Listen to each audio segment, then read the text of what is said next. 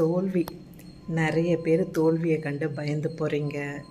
தோல்வியினால் நான் இதில் தோல்வி அடைஞ்சிட்டேன், நான் திரும்பி அதை செய்ய மாட்டேன் அப்படின்னு நினைக்கிறீங்க. தோல்வி வாழ்க்கையில் ஒரு என்ன சொல்கிறது, ஒரு அனுபவம்னு சொல்லலாம். சரிங்களா?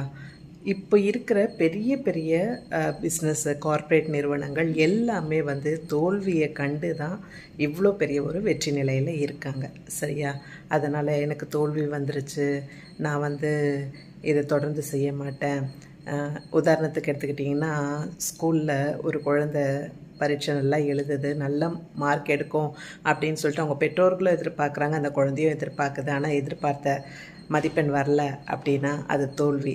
அந்த குழந்தை யாரோடையும் பேசுகிறதில்ல, தனிமைப்படுத்திக்கிறது, இந்த மாதிரி நிறைய விஷயங்கள் நம்ம பார்க்குறோம்.